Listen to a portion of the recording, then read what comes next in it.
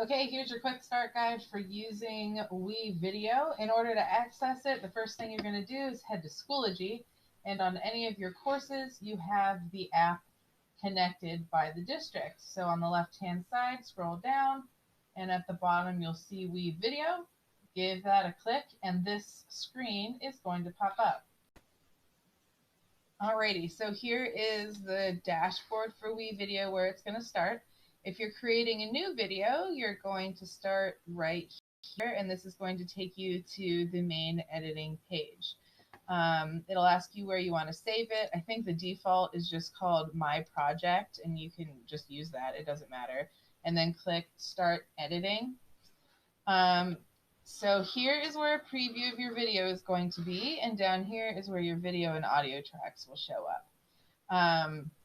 If you want to have an image in the background, you can just drag anything that you want on the screen into the video slot. I can preview it by pressing play. If you want to use any of their stock footage, you can, but obviously you don't have to. If I want to delete an element, I can just hit the trash can. Stock media is one option. You also have My Media, and this is the stuff that you record or you upload. So you can, import photos that you already have saved to your computer. You can record your screen, or you can record a narration, and we'll get to that in a second. The other options are text. So if you want to add different text elements, you can. So maybe I want to include an intro, right? So I can stick this in video. I can preview what it's going to look like.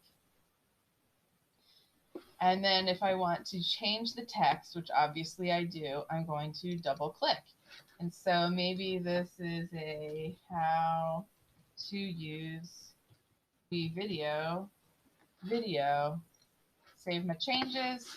And so now I go back to the beginning, I'm previewing, and it works. All right. You also have an audio file bank. So they have a bunch of music here. You probably recognize this from Wolf TV.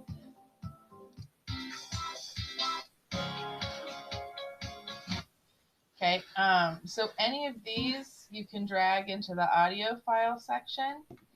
If you want to make the music louder or softer, you can. You can just drag this little button here. But of course, you don't need to add any sound effects at all if you don't want to. You can add transitions and backgrounds, but we're going to keep it pretty simple for now. So My Media is probably where you want to start. And let's say you have a Google Slides presentation that you want to share with students. So to do that, you would click Record. I'm already recording, so hang on a second while I give you some screenshots. All right, so once you hit record, it's going to ask you if you want to record from a webcam, your screen, or both. If you choose both, it's going to do a picture-in-picture type thing. You want to choose screen if you're doing this with a Google Slides or a PowerPoint presentation. Once you click screen, it's going to ask you what microphone you want to use. Just use the default. You don't need to get fancy. Your computer already knows what microphone it wants to use.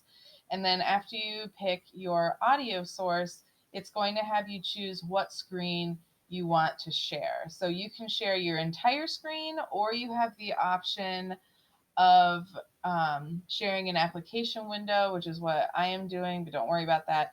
You probably are going to want to choose to use Chrome tab, because this way you can select just one tab, and that could be the tab that you have your slideshow open in, and then that's all students can see. They can't see the rest of the tabs that you have open at the time.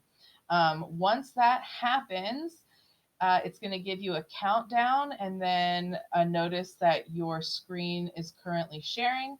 And then when you're done sharing your screen, you're going to click the button at the bottom that you can see that says stop sharing. And that is going to end your recording.